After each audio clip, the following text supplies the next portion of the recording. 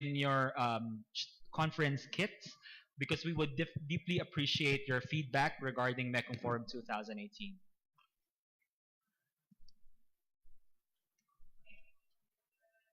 And also, we would like to again acknowledge our co-partners for this Mekong Forum 2018. This would not be possible without the support of the Thailand Convention and Exhibition Bureau, or TCEP. And also, we would like to acknowledge OECD Development Center, Open Development Initiative, Thai Smile Airways, and Thailand Tourism Authority.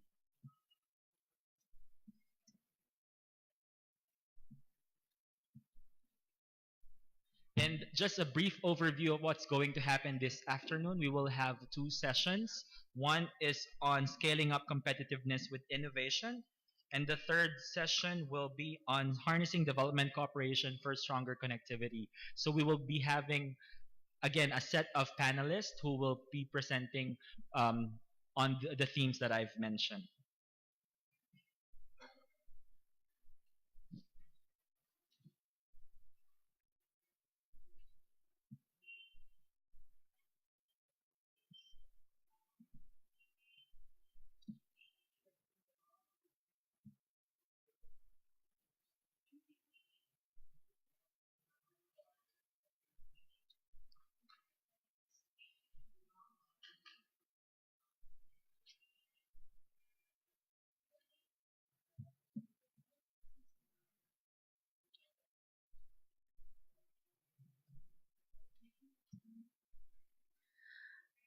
Good afternoon, ladies and gentlemen. Let's now proceed to our second session on scaling up competitiveness with innovation. May we please call on Ms. Maria Teresa Medina, Director of the Agricultural Development and Commercialization Department of AMI, to moderate this session, please. Thank you. And we would also like to invite our speakers for this session. You know, in Mekong Institute, we also make sure that there's enough gender representation. So for the next session, I think majority of the panelists will be female. So let's start first with Dr. Rachda Chaisakul, Partner and Managing Director of Bolliger and Company Thailand Limited. And also, I would like to call on Ms. Marta Perez Uzo, Economic Affairs Officer, Technology and Innovation Section of the UNSCAP's Investment and Innovation Division. The panelist, Dr. Jung-Hyuk Lee, Supervisor, Science, Technology and Innovation Policy Institute of Thailand, King Mangkhut University of Technology. Next is Dr. Chutatip Manipong, Strategic Advisor for Thailand of the Open Development Initiative and East-West Management Institute project. The last panelist, Ms. Nguyen Phi Ven, Chairwoman of Saigon Innovation Hub of Vietnam. Please give them a round of applause. I now give the stage to Ms. Maria to moderate this session. Okay, good afternoon, everyone.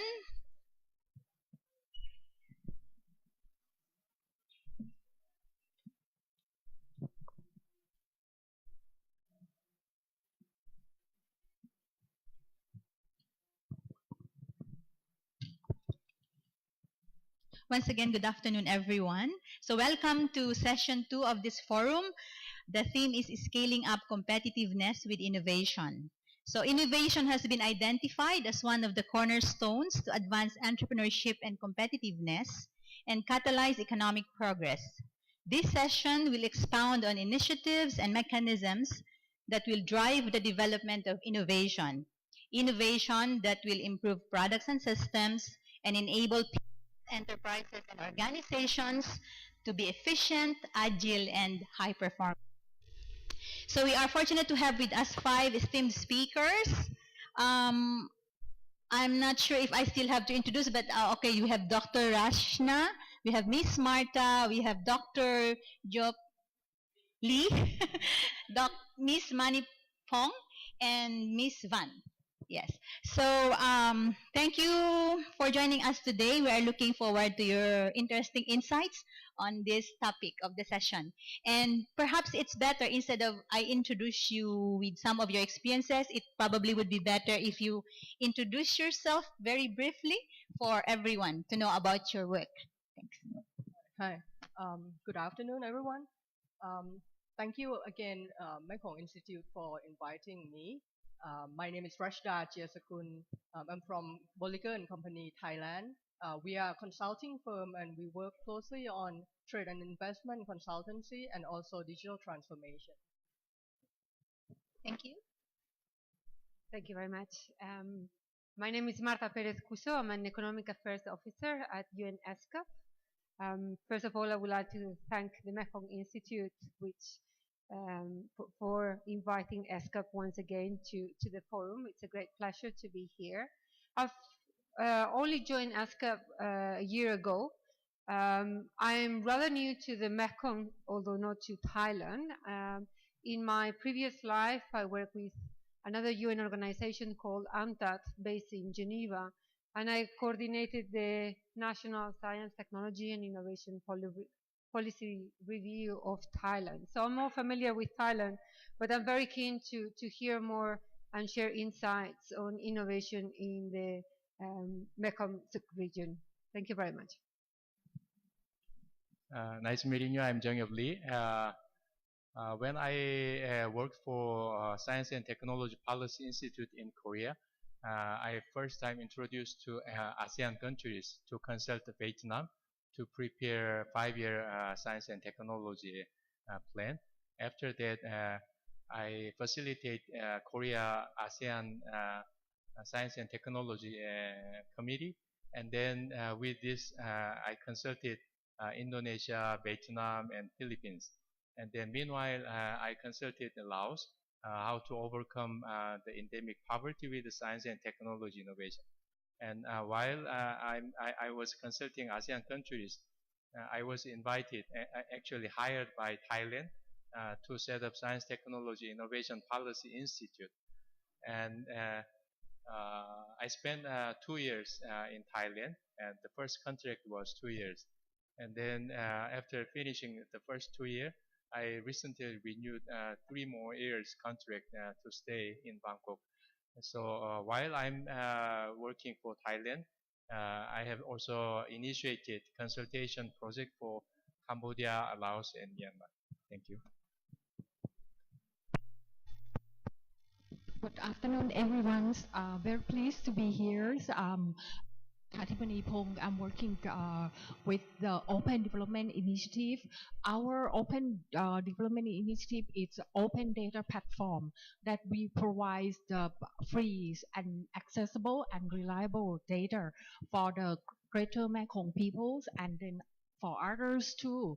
And I myself are working right now focusing on SDG. I'm working in the capacity to build the capacity of civil society organization in localizing SDGs and then in others area like urbanization and environment. Thank you. So hello everyone. And in Vietnamese we say xin chào. So my name is Phi Nguyen, and I'm currently Chairwoman of the Board of Advisors at Saigon Innovation Hub, which is an agency under the Department of Technology and Science of Ho Chi Minh City. And our mandate is to build the startup and innovation ecosystem for Ho Chi Minh City. And we believe that the 21st century is about city-led development. So a country cannot develop without the development of the cities within it. And more, there will be a lot more connectivity, not only between countries, but between cities as well. So I would be very happy to present some of the initiatives that we do at Saigon Innovation Hub for Ho Chi Minh City, hopefully to be able to open up opportunities to coordinate and cooperate with everyone in the GMS region. Okay, thank you for those brief introductions. But before we start with the presentations, I just would like to inform the group very briefly about the mechanics. Each speaker is requested to provide your insights, your presentation in 10 minutes. It was reduced from 20, it's now 10, 10 minutes. And after everyone has presented, then we will open the floor for questions. Is that okay? Yes, so now may I invite Dr. Rashda Chiasakun, please. Thank you very much. Again, I'm very happy to be here. I'm very delighted and excited to hear earlier this morning His Excellency Dr. Narongchai. He's talking about Industrial Revolution 4.0. And definitely, I do think that technology 4.0 will help us scale up innovation and competitiveness. Oh, don't worry, it's okay. I just use this page only. No, kidding.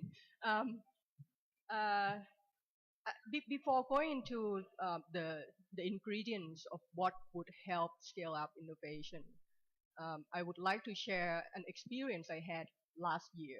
Last year, I had an experience to attend Summer Davos with the World Economic Forum in Dalian. After attending like 3 days, very packed meeting, I walk out the door, and there say, what's future will be like? It has 3 doors. The first door is exciting. The second door said it's challenging, and the third door said it's fear. Now we see 3 different types of people going into the world of changing technology. The first group would be very exciting with like all these startups and the use of new technology, digital transformation. The second group, of course, most of us in this room, we are thinking about how to make sure that digital transformation and disruption will go in pace and with proper regulations and proper stimulation. Now the third group, of course, I think would be for 90% of our populations in in Mekong region. I think most of the people are afraid. Even those I went to meet with in government in government agencies, they are afraid of all these new technologies. So of course, this is the right time to talk about technology, about innovation. Now, if you look at this scatter plot, of course, innovation is the key ingredient for competitiveness, right? But if you look carefully, you realize that most of countries in ASEAN, we are underutilizing our innovation capability. Means our competitiveness scoring is higher, much higher than our innovation scoring. And I'll go through a bit more at the end about the tendency that we rank worse compared to when we were before. All new indexes, all new indicators now are talking about technological readiness, talking about digital readiness, digital transformation. So that's what we need. I have been working quite closely with many government agencies and have been pondering how do we really scale up the innovation. Of course, we're talking about unleashing the potential and unlocking the barriers. However, to go through the actual how to, I do divide the ingredient of scaling up into 4 main categories. First would be policy, second will be technology, third, of course, skill and human resource development, but I will talk about talent, upskilling and reskilling quite a bit, and then the openness. For policy, I'm sure we here in this room as a policy maker, we do think a lot about what's the best policy. And policy mix now, I do believe, apart from punishing, I think giving incentives, careful incentives, will be very important. We do talk a lot about policy design process, and I was reading article on um, policy design and asking bureaucrats and politicians their different perception, different view on what's important. And you know what? All bureaucrats and politicians hate. They hate evaluation. They don't want to talk about the past. And I think evaluation and learning from the past for policy making is very important. So to scale up innovation, of course, we do need to talk about evaluation of policies. And then finally, on policy, of course, we need to engage all stakeholders. Um, we worked for Thailand Digital Government Strategic Planning 3 years ago, and we included four main visions for the digital transformation of the Thai government, which talk about integration. Means every organizations are working in silo. So to use digital technology, we need to use app between all agencies, and that can help reduce cost. We talk about driven transformation, how to really, have a transformation, and then we talk about citizen-centric design of digital government. We also talk about smart operation, and smart operation means we need to know what is the technology of future. So what is technology of future? Now, back to the question. You're asking me how to scale up innovation. The answer is what innovation? Innovation from what? And we identified, from Industry 4.0 for three main categories of technology, which are physical technology, digital technology, and then biotechnology. You can look at, SDG paper. A lot of SDG paper will identify. What I'm talking is, we need to say what technology are we focusing on. Earlier this morning, Dr. Narongchai was talking about IoT, about AI, and blockchain. So we detail of the real technology and its implication. My third recommendation, of course, would be about the third ingredient would be, of course, about people. And aren't we surprised that most of formal education investment is done during the age of 1 to 20, let's say. Like when you are a teenager, that's formal education system. And beyond that, if we were to live to 80 or 100, where is the formal education? There's a lot of work that talking about talent, and also for talent, people are saying that for an organization or a countries in crisis, without talent team, they can't get out of crisis, right? So the ingredient for scaling up innovation, of course, would be people, but how? Reskilling of, the learn and unlearn, upskilling. But I was thinking that talent team in the region, or a program that build real talent team and networking of talent team would also be very important. And finally, of course, openness. I think the ingredient for scaling up innovation must be openness. Openness for disruption. You all hear about how to make it better, cheaper, and faster. So I was surprised. I was very impressed by a booklet by the Tourism Authority of Thailand called What's Up Startups. It showcases nice startups in tourism in Thailand. And we can do that for so many sectors as well. That's not much about openness, but of course, I do think that these four ingredients are very important for scaling up innovation.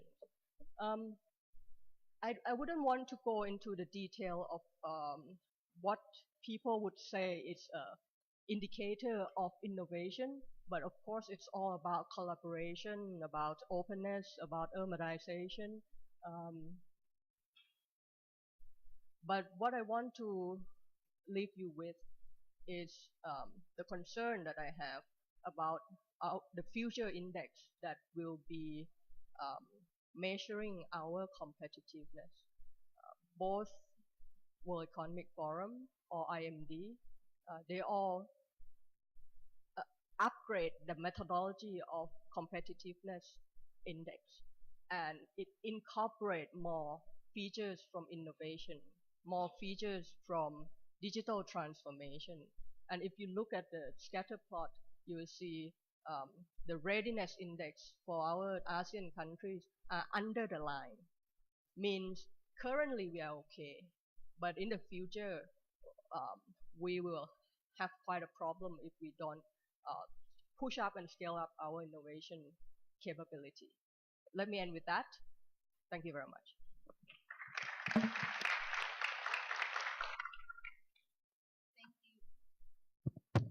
Thank you, Dr. Rashda. That's a very interesting take on how to scale up innovations, looking at policy, technology, skills and talents, and openness. So we will get back to you on that later, but may I now invite our next speaker, Ms. Marta Perez Cuzo, please. Thank you very much. So I work for ESCAP, and as you will know, ESCAP is the regional development arm of the United Nations for Asia and Pacific. And we work at the policy, mainly at the policy level, addressing economic, social, and environmental policy issues. While technology and innovation has implicitly been part of our work, it's only 2 or 3 years ago that our member states gave us a explicit mandate to work on promoting science, technology, and innovation policies. So I think this reflects what we've also heard today, and which I'm very glad to see, that there is more awareness among policymakers on the critical role that innovation has for economic growth and competitiveness. My reflection is that now we have to take that increased awareness into action and translate it into more specific, tailored policies, coherent policies that promote science, technological, and innovation capabilities in each of your countries. To do that requires carefully designed policies and also concerted efforts. Today we've highlighted, and I may highlight also, some really broad areas of priorities, but we don't have the space or the knowledge to go in depth on how each of these policies need to be designed. And this is why ESCAP supports that more carefully design of STI policies by creating awareness on what are critical STI policy issues, promoting intergovernmental dialogue, supporting technological assistance, and providing advisory services across the Asia-Pacific region. And this is the first point that I want to highlight in my intervention: the need to develop opportunities and capacities to carefully design STI policies and other related economic and social policies. Today, some of the speakers highlighted trade and investment as a traditional tools to promote economic growth, but also the need now to look at what are the spillovers and positive externalities of those policies, and kind of suggesting we need to examine more carefully how we design our investment policies to make sure that they will generate positive externalities. And I think that's the task for policymakers nowadays, to promote not only innovation policies, but also to look how other economic and social policies support and not undermine innovation efforts, domestic innovation capabilities. My second point will be that the digital economy, it's of course an area that will provide opportunities for increased competitiveness in the Mekong sub-region. However, the status is mixed, and if we look, for example, in terms of e-commerce, the capabilities of countries in the sub-region are very different, and there are particularly 4 countries, Cambodia, Myanmar, Laos, and Vietnam, that are further behind for several reasons. Because to develop e-commerce, you need a holistic approach that looks at access and affordability to ICTs, that looks at availability of payment mechanisms, that has delivery infrastructure, and where entrepreneurs, smaller firms have the skills to trade online. So one needs to look at holistic approaches to develop e-commerce, like other areas of the digital economy. ESCAP and other United Nations organizations and other development partners are trying to promote capabilities in the digital economy. In the case of e-commerce, I think one first step is to do this rapid e-trade assessments like UNCTAD has done in Cambodia and in Myanmar. But the second step is to make sure that the recommendations coming from those holistic and systemic assessments are put in place by the different stakeholders. In ESCAP, we are concentrating in one area, which is in helping countries to promote cross-border e-commerce, which is one of the areas less developed.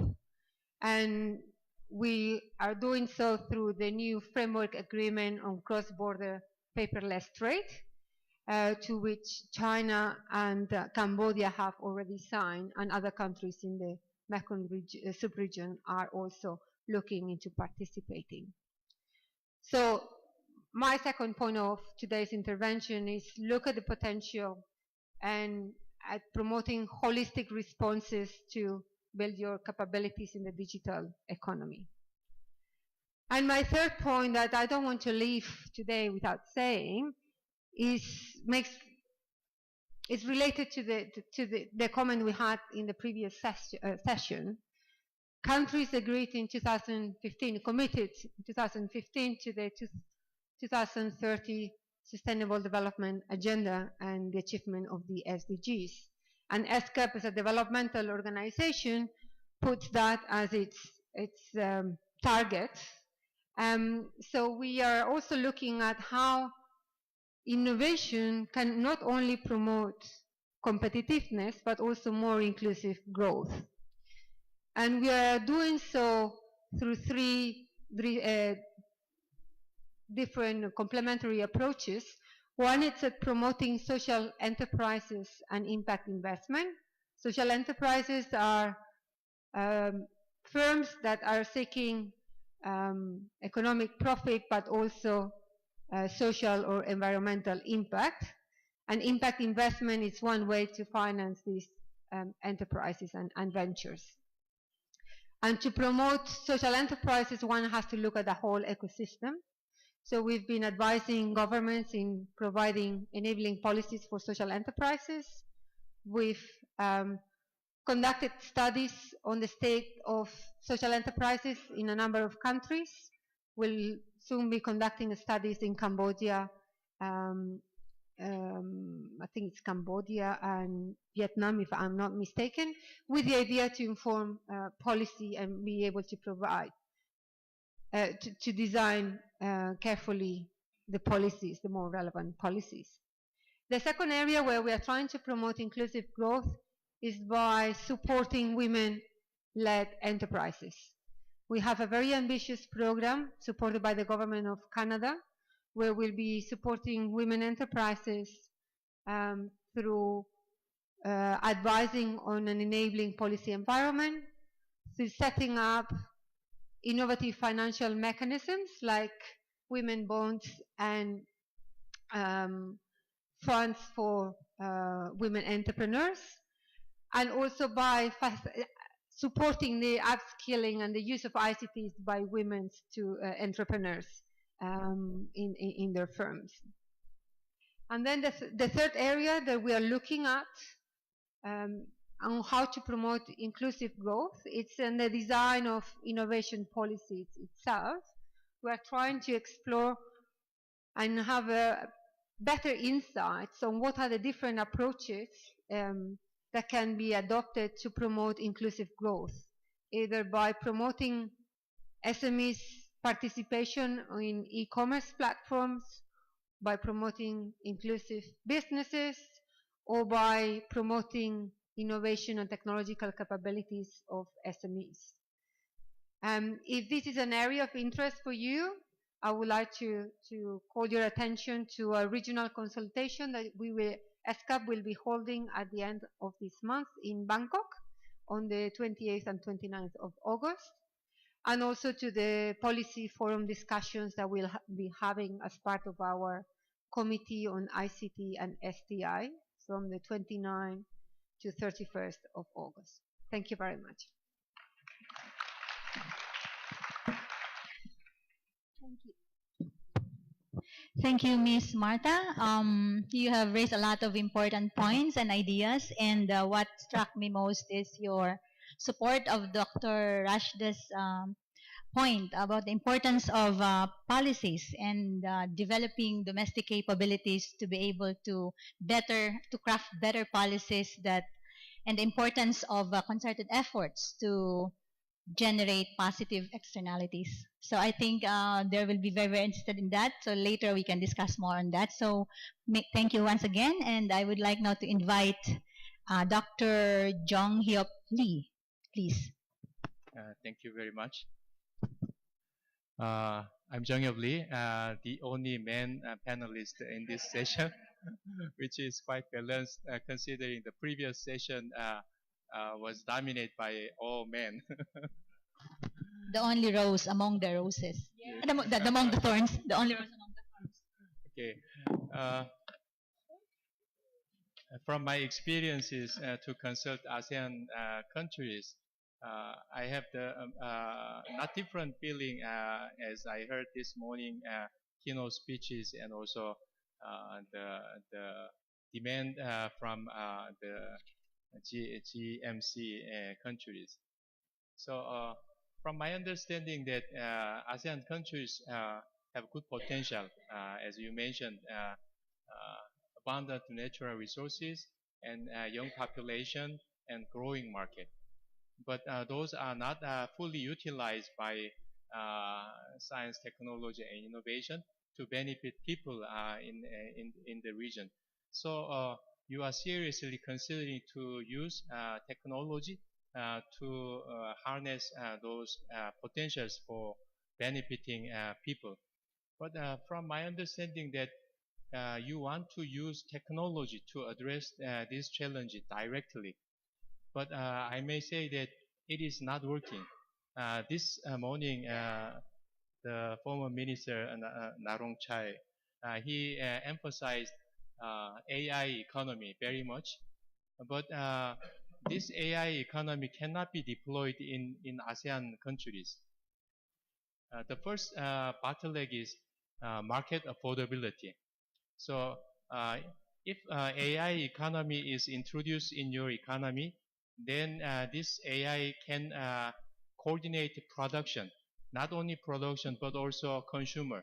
So one buy certain products from the market, and then this automatically go to inform the factory to produce and deliver them. So in the future, with this AI economy, the production and consumption are all aligned very harmonious way. But to achieve this AI economy, what kind of infrastructure you need? So sensors should be attached all products and devices, and then this should be collected through gateway, and then this gateway sometimes they control data in gateway or just pass data to cloud computing system to server, and then with accumulated data you can use big data analytics, and then artificial intelligence tools can be utilized. So from the beginning, IoT network should be very important, but low market affordability. This IoT network service cannot be deployed even in Thailand, the richest country among GMC country.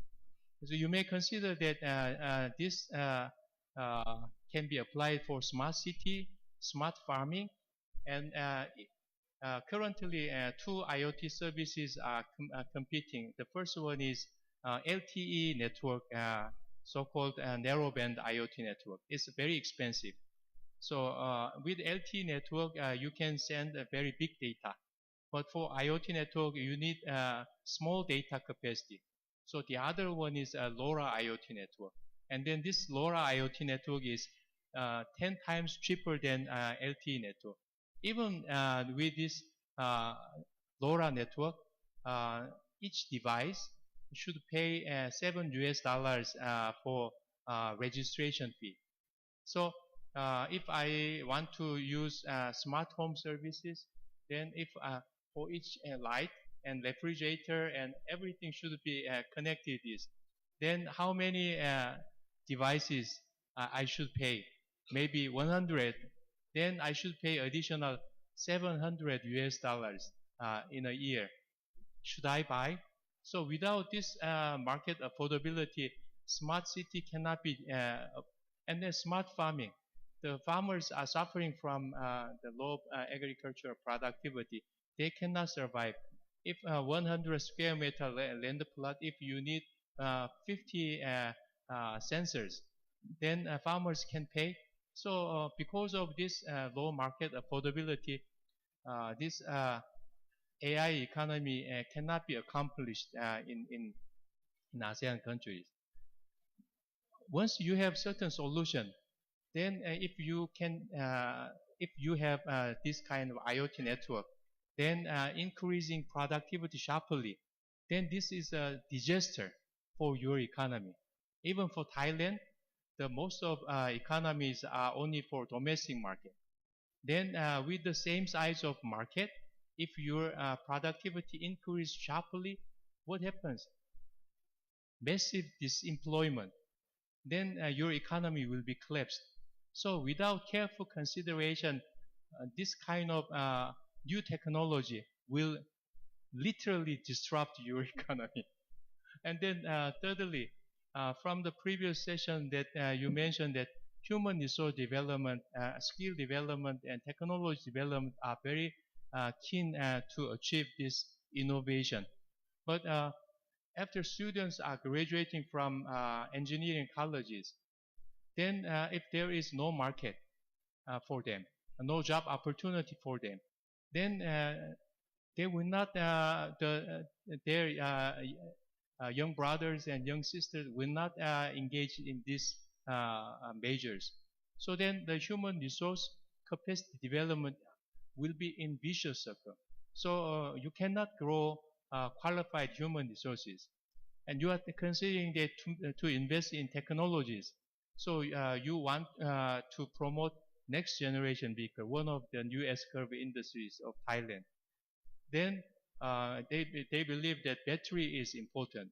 So limited government budget, you can spend certain money to develop batteries.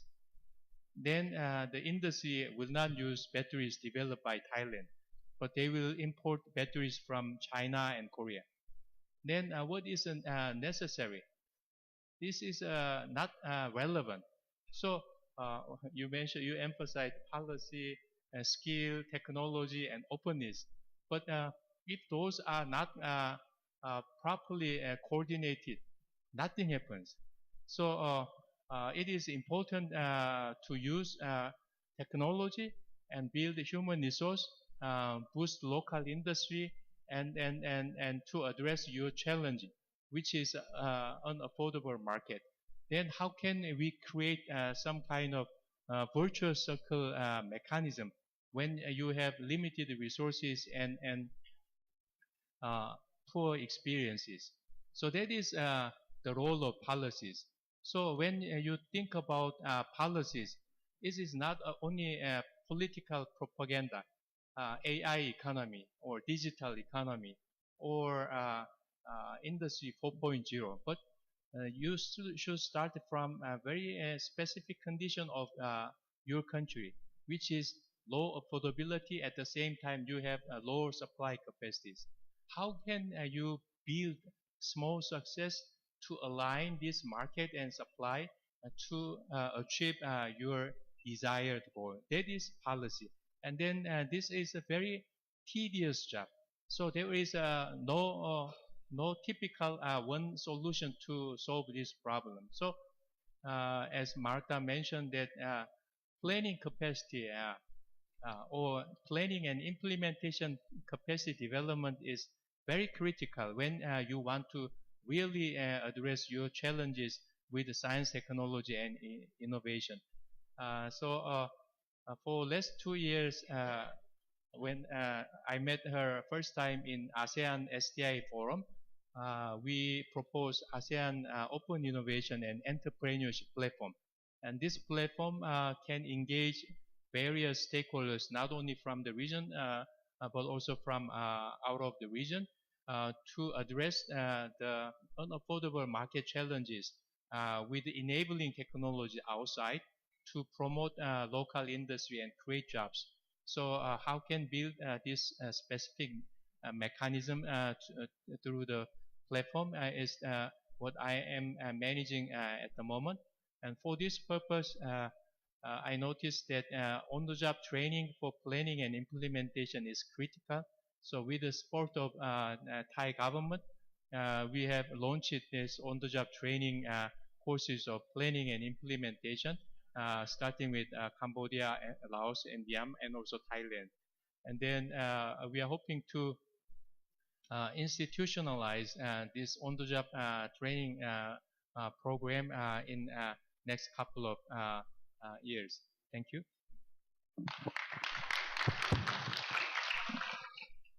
Thank you, Dr. Lee.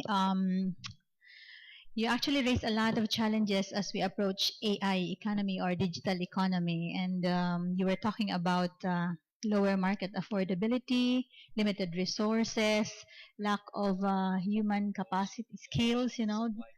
And, yes, and well, so let's see. You also said that there are many ways or approaches. There's not only one way or approach to address these challenges. So let's see what the other speakers would say about that. So may I now invite our next speaker. Our next speaker is Dr. Chutatip Manipong, please.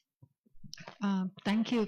I think it looked like life is not that easy, right? Now we have a lot of challenges and then questions. I'm going to give you another challenges. Okay. First of all, I think I did say a little bit about my organization. I just would like to emphasize that this morning with many people, even now we're talking a lot of inclusiveness, right? So now I'm going to bring another aspect of inclusiveness, especially how the multi-stakeholders, especially local community, can engage in this development trend. how they're going to benefit it. Okay, we try to address this issue from the point of view that we would like them to be able to engage in the meaningful, not just only walk into the workshop, work into the meetings, but with evidence-based informations. And then another aspect that we bring is these local communities, they has been practicing we call sustainable developments, but how others people know what they have been doing. So in our open development platforms, we provide forums for them to share their knowledge and experiences. That is the ways that we try to engage them in the development. Okay, life is not that easy. Okay, we understand that. Local communities, they have been facing a lot of problems. In order to solve the problems, some of the problems, local community, they are the problem makers. Some of the problems, they are affected people. So in order to do that, they really have to change their attitude, change their behaviors in order to solve the problems. So we think that social innovation, it's not necessary to be the high technology. It's not necessary to be very costly. But once you change your behaviors and then you come up with new ideas, new practices, that something really responds to your problems, and that's the way that we're going to live together in the harmonized way. So we believe that community innovations can provide or enhance the inclusiveness, especially in two areas. One is to improve the environmental qualities, and the second one is to really co-benefit or share the benefits from the developments.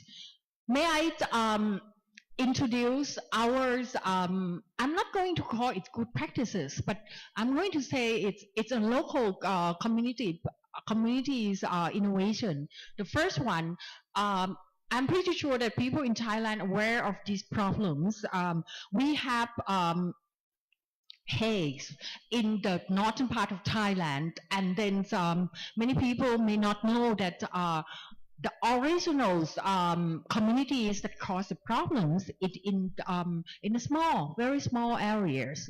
So within a couple of years, these people has been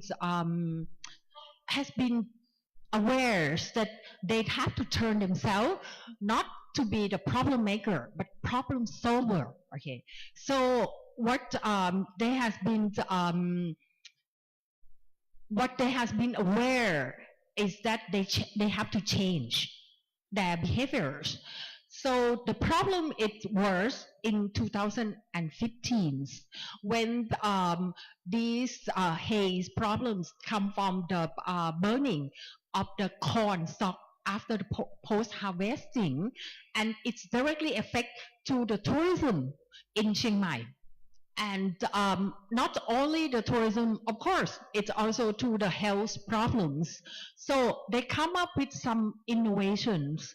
But these people cannot work alone. Okay, they got a lot of good support. First, they have to solve the problems of land tenures. So they get agreement that they have to stop forest fires. And then secondly, they have to change their farming system to be something that much more environmental friendly. Within 2 years, the air quality has been improved. We have some data to show in our website. And reforestation, you can't do it without making local people poorer. So you also have to consider how these people are going to survive when they preserve our forests. And water resources, it's one of the key factors that are going to increase the productivities. So these are the innovations that has been developed by this community in order to solve the competitiveness of the Chiang Mai province and other province too. I'm going to go a little bit quickly, especially case study number 2. It's one particular province in the southern part of Thailand that has been selected, okay, to be the site for the coal power plant. But this morning, Dr. Narongchai gave us a blessings that he's really thinks that we need to rethink what is our choices. Are we going to choose the dirty coal power plants, or are we going to go for the renewable energies? This site, it's a Ramsar site. It's a biodiversity hotspot of not only Thailand, but it's in the world. So the benefit, it's not only for the environment, but it's also a benefit to the livelihoods of our fishermen. So of course, the local peoples fight in order to preserve this Ramsar site. And apart from go against these power plants, they also show how we're going to solve the problems, or what is the alternative development with the renewable energies. This morning, Dr. Narongchai already mentions about solar cells investment. I would like to emphasize that in this particular area, we can really build or implement the concept of circular economy because of the waste, because of the products from the palm oil that can be the material for biogas, biomass. And then apart from that, these local communities also illustrate that they can also even use these concept at the household level, at the enterprise level, with the viable cost recovery. This is another enterprise that have already tried the solar energies. Last, I don't want to miss this because many speakers this morning already mentioned about special economic zone. May I propose the sustainable special economic zone? Because, oops, sorry. Because we would like to empower the local communities and local stakeholders to participate in these important investment.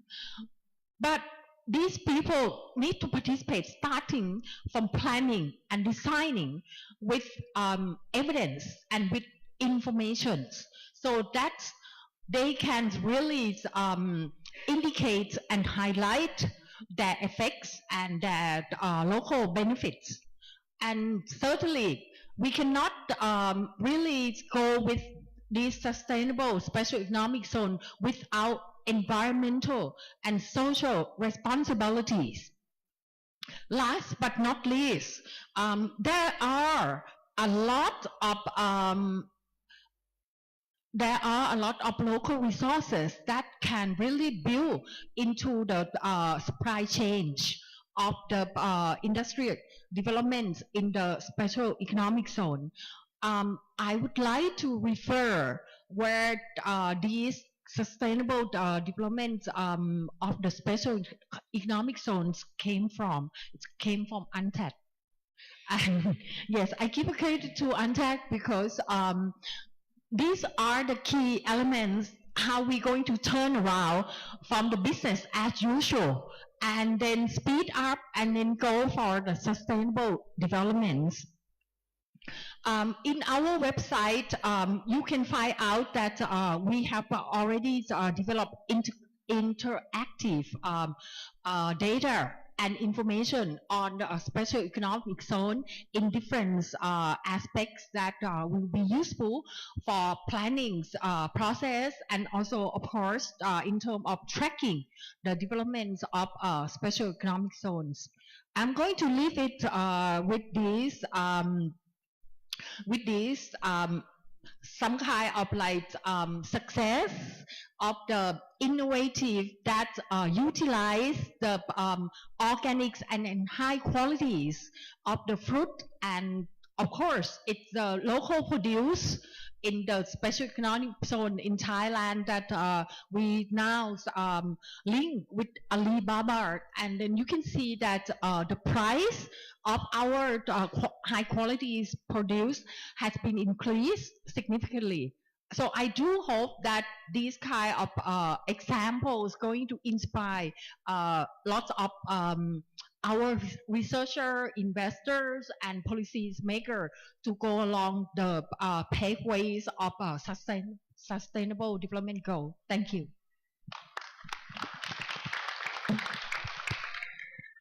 Thank you, Dr. Manipong. Yes.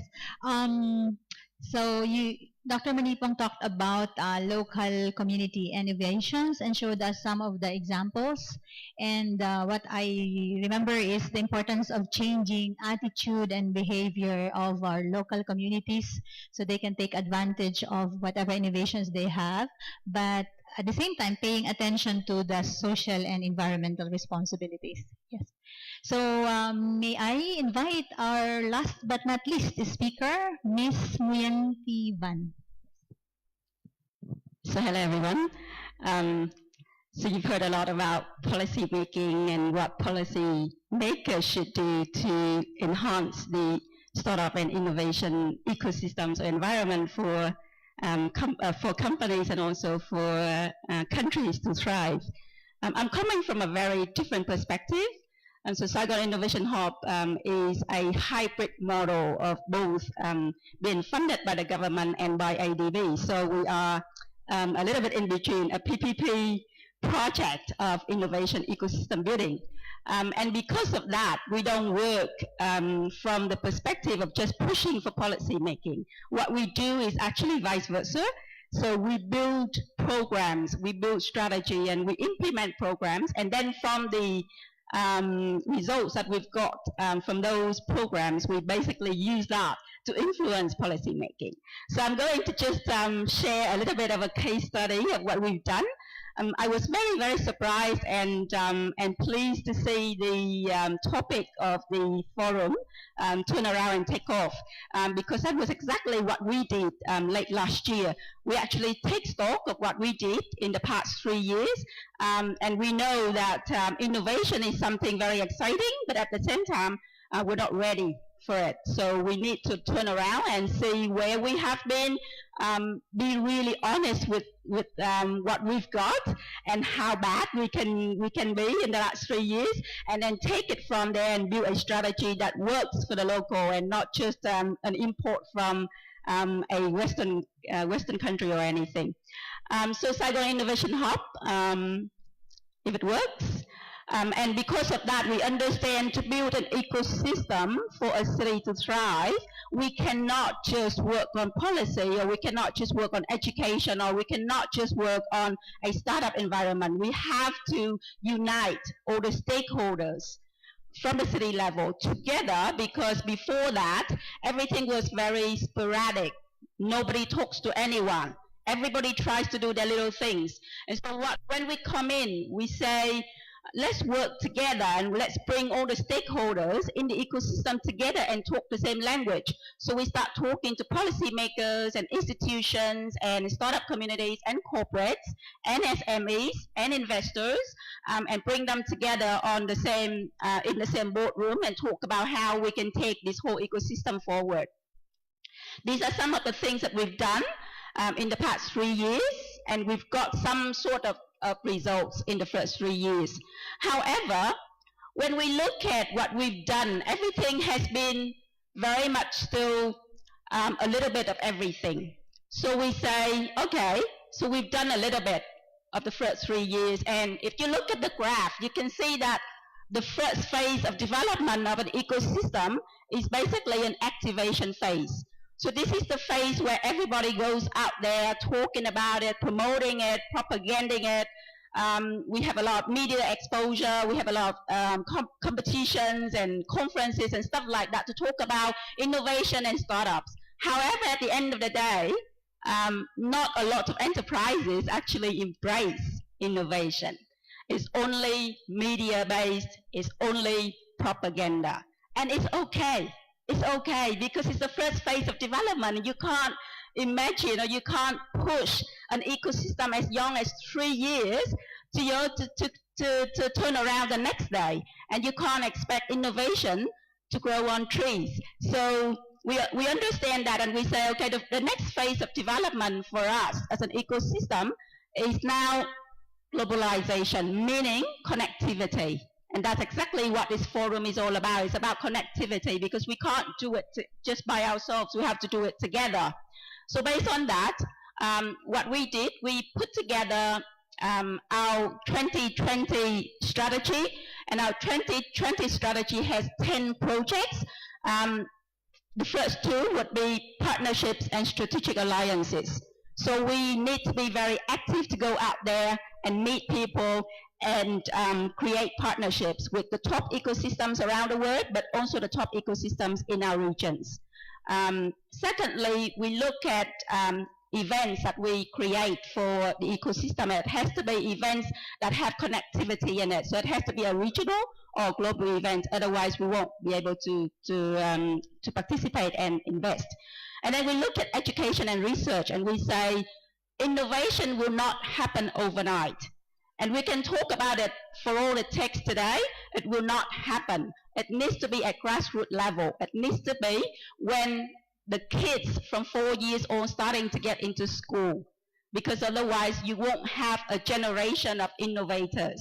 You talk about innovation and startup, and for Vietnam at the moment, what's happening is that we've got a lot of startups, probably only under 1,000 at the moment. However, most of them are basically very traditional startups. So you talked about things like bubble tea shop and coffee shop and, you know, you name it. It has no relevance to technology and innovation. So such a generation is there because at grassroots level, education hasn't actually enhanced their capability to be able to become innovators and to create inventions. So what we think is we need to work on that, and we need to introduce entrepreneurship and innovation courses into K-12 and also universities levels in Ho Chi Minh City. Entrepreneurship, we work with SMEs, and we also try to very hard to work with corporates within Vietnam and Ho Chi Minh City to introduce open innovation. So in November this year, we're going to launch our first International Tech Fest conference, where we will have various companies and also various countries from around the region to participate and introduce our open innovation platform.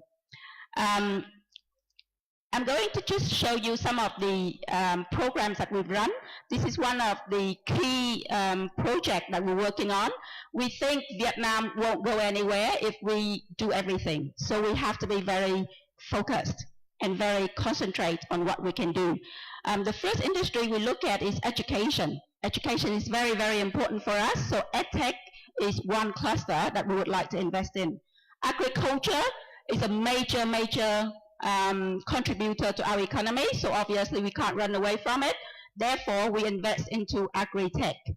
The third would be tourism and healthcare, would be an important contributor to our economy as well. So we focus on medtech, biotech, and clean tech at the moment as a third cluster. And the last, emerging tech, is something that you can't ignore. So we have to really start thinking about how to build cluster development and also how to invest into the future development of this particular cluster in the future. So these are some of the initiatives that we've done in the past 6 months. The first, as you can see, is a strategic alliance that we built on the clusters that we identify. For example, for IoT, we work with Bosch to build that cluster for the whole city. For blockchain and fintech, for example, we work with a Swiss company to build that cluster.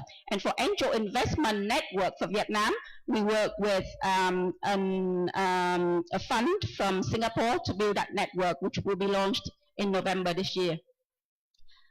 Oops, something's happening. Okay, so those are the events that we put together, all regional and global events. And I mentioned again TechFest in November this year, which will bring together all stakeholders in the ecosystems around the region.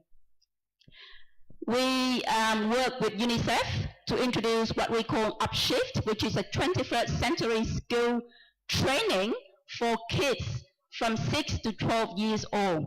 And we're running this as a pilot at the moment in Ho Chi Minh City with about 30 different schools. We're going to digitalize it, and we're going to run it and spread it out to the whole of the country.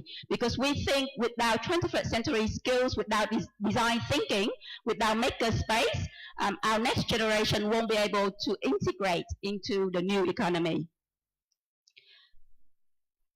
And last but not least, this is one important program that we've built and run very successfully in the last 6 months, called Runway to the World. It's all about connectivity. So far we've signed with 8 different countries around the world. In the GMX region, we've signed with Thailand to do startup exchange and innovation exchange between country and country. So far we've received startups from Singapore, Malaysia, South Korea, and Canada to Vietnam, and we're going to send next month in August our startups from Vietnam to Malaysia and to Singapore.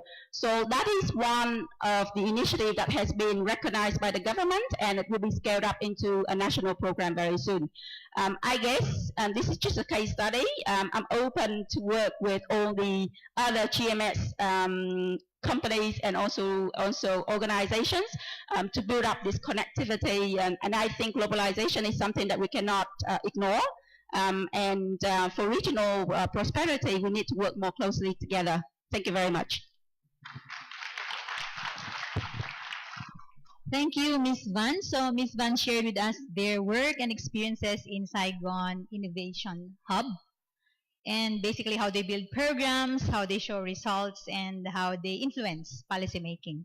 So with that, I would like to once again thank all our esteemed speakers for their very interesting ideas, reflections, and insights on the theme of the session. So I have some questions in my mind, but I guess I would like to give the opportunity first to our audience. So I now would like to open the floor for questions.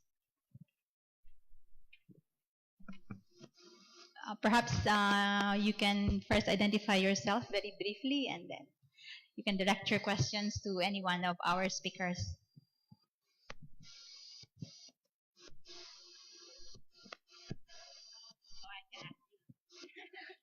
We can open the floor for 1 or 2 questions.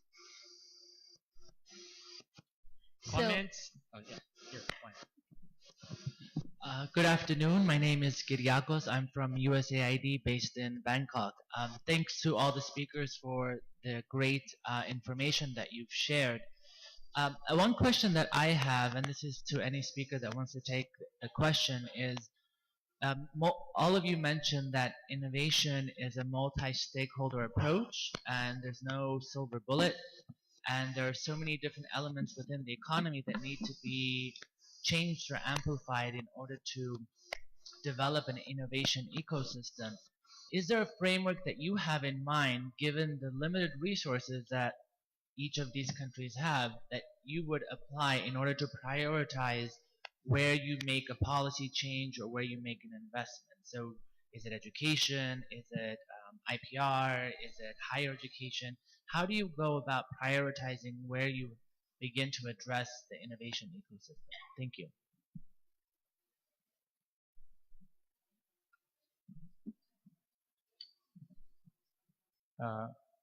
Let me take the question. As I discussed, there is one framework to accommodate your question. But in the morning, we have heard that Laos wants to diversify from the natural resource-driven and hydropower economy to accommodate and diversify their industrial growth. Then you think about the current government and major stakeholders in Laos are locked in hydropower exploitation businesses. So as Laos wants to accommodate new different industries, then these stakeholders lacking should be addressed. Uh, Similarly, we can think about Myanmar. Myanmar proposed that the infrastructure connectivity and openness and trade facilitation. But if you just open your economy, Myanmar has begun to grow with a natural resource and foreign direct investment and construction and telecommunication network is then the domestic consumer goods are very expensive, at least 140% compared to products in Thailand.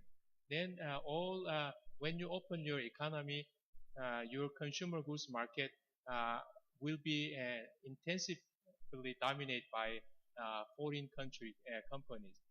So the question is that uh, what is the framework condition of each specific countries, and considering that disruptive technology change and major industry stakeholders are emerging from different sectors, then how they can position in this transition, then they can articulate their own specific uh, policies and strategies, and then this strategy and policy should not be that kind of political propaganda.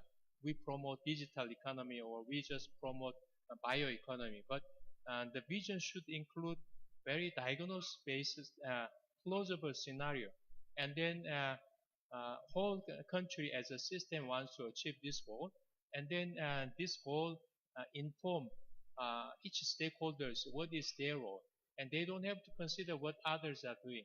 Then they will be coordinated implementation. This kind of policy design and implementation is the basic framework to accommodate your question. But the specific planning and implementation schemes are very different country by country. I'm just going to come up from my perspective of somebody who's building the ecosystem for a city level.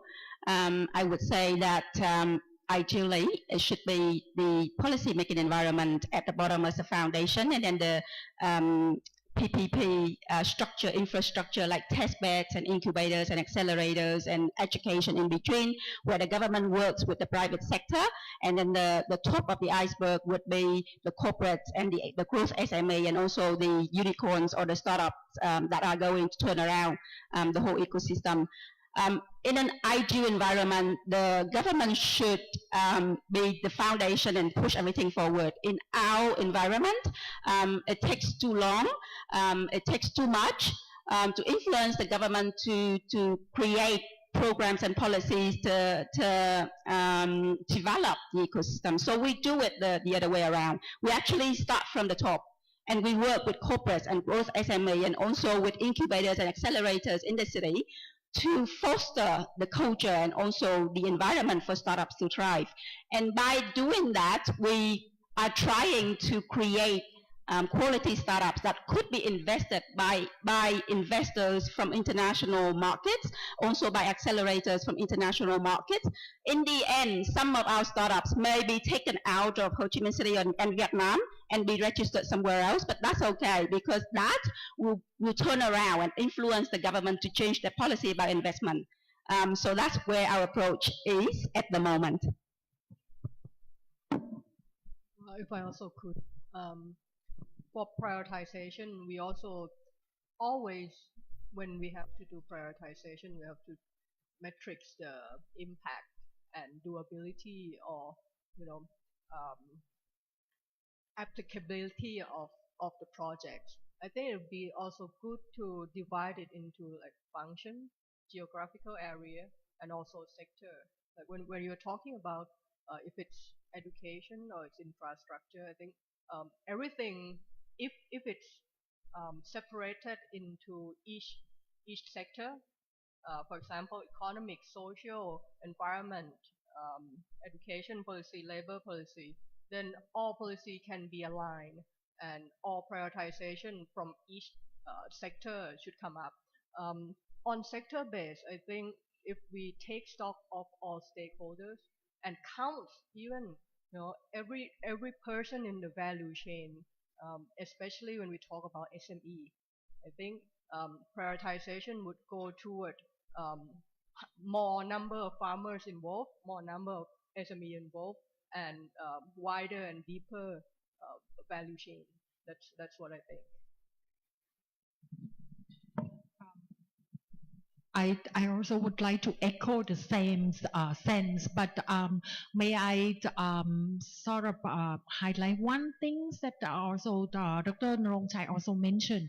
For example, like when you think by sector, you try to too much silo in that sense. For example, like when you talk about energy, you try to increase the production of electricity. But when you look around, turn around, why don't we think about energy saving? That's one way, right?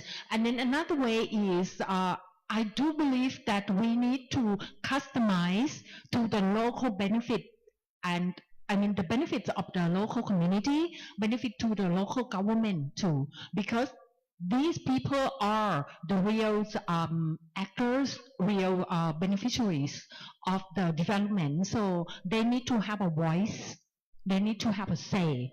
So in that sense, we need to think it in terms of holistic or integrated, innovative. Otherwise, we will get into a kind of wicked cycle that happened in Krabi when the national policies try to build the coal power plants, and it directly affects to the local tourism of Krabi and also to the local fisheries industry.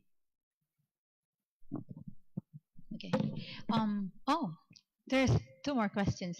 Can we please just make it briefly because I'm getting signals from the secretariat, please?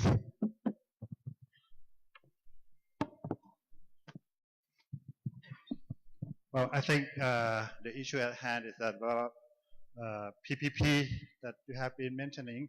Now, I think we should highlight about the civil society participation in whatever project that the government going through, like the one in Krabi or where it's a hydropower plant, the using coal, or so environmental problem at the moment is certainly quite serious. The climate change this year have shown that without cooperation from all the member of the world, then we will face even more serious climate change. So I fully agree with you all that in addition to government and private sector, the civil society and the people should have their participation in whatever government project is going through, because we are not going to go for trade investment just for the benefit or economic growth, but we have to take into account all the results from this project. So thank you very much. Okay. So, okay. I think that could be our last question. For others who have questions, you can actually approach our speakers during coffee break. Okay, please. Dear lady and children, my name is Noplat. I'm an environmental, the natural resource volunteer network of Thailand. I'm worried about the VUCA world that you have listened last time very much, because I believe that the VUCA world, it means that the world of uncertainty, volatility, complexity, and ambiguity world. I do think that the majority of our people in our GMS country cannot adapt themselves to be the modern world. Surely, how can we solve about this problem, this great problem for us? So the GMS country should to contribute more and more for the majority people, for the GMS about agriculture. So I do think that this is one way that we can solve the problem for the people of the GMS country. Okay, please, thank you very much. Okay, so that was a comment. Please. Good afternoon, and also I'm really thanking for our panel member. And I'm mainly asked to my first speaker related with our country. Oh, by the way, I'm Tontonai, and my council representative of Myanmar.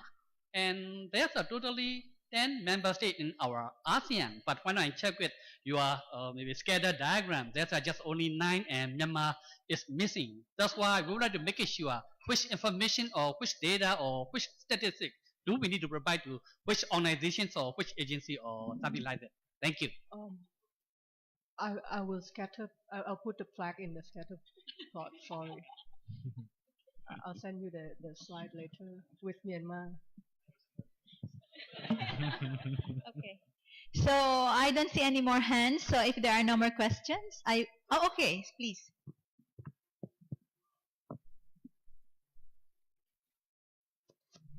Good afternoon. I'm Ajira Papian Kuntot from College of Local Administration, Khon Kaen University.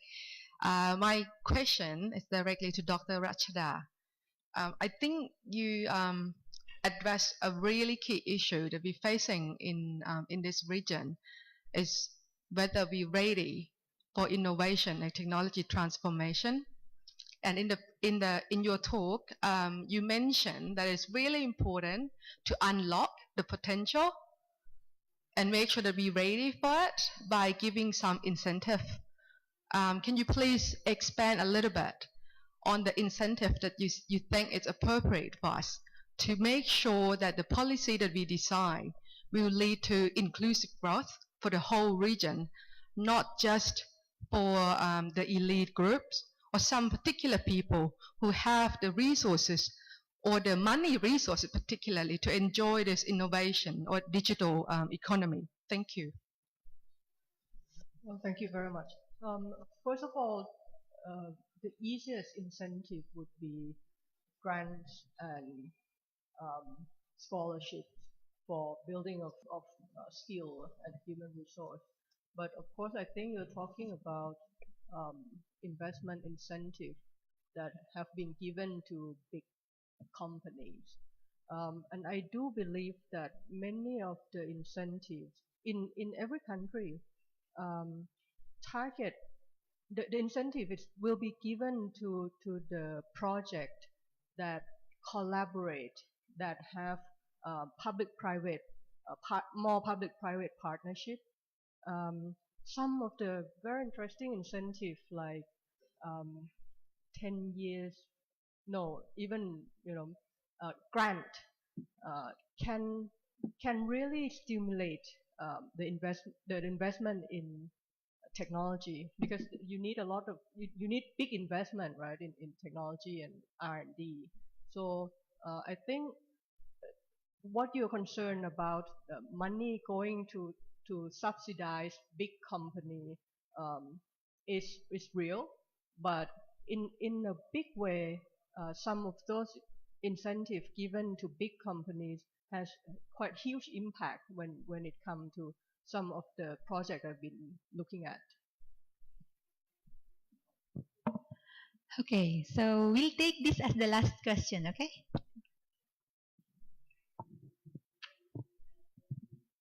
Sorry, I love all this discussion about innovation and how it's going to drive technology advancements and other economic developments. Much of that is pending on, especially e-commerce, on banking systems, financial management systems that are tracked electronically. So my question is, in this growth towards technical advancements and innovation, where are the policy and legislation implementation processes? Where are they being developed to actually think about digital security and data protection?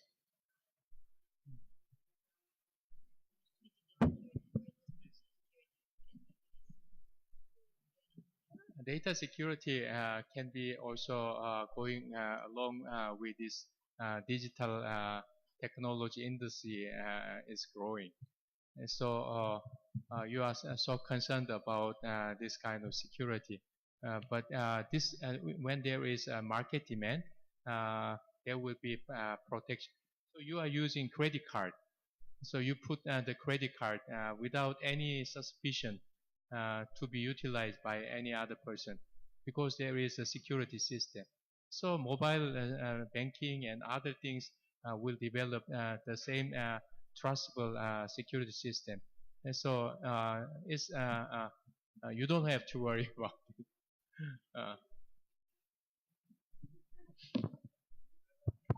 Okay. So in the interest of time, I would like to end this session. I hope you are able to bring home a wealth of ideas on how to leverage technologies and innovations, explore ways on how to work with each other, come up with solid ideas and creative approaches to further propel development. So with this, I would like to thank our speakers once again for generously sharing their ideas, their insights on this topic. And I would like to invite you please to let us give them a big round of applause. Thank you very much, Ms. Medialdia, and our speakers. I would like to apologize for cutting the question and answer portion, but we do encourage you to raise more questions to our speakers during the coffee break. But now it's time for us to stretch some muscles. So we are inviting you for a very, very short coffee break outside, and we do expect you to be back at the conference room at 3:30. So please enjoy your coffee break.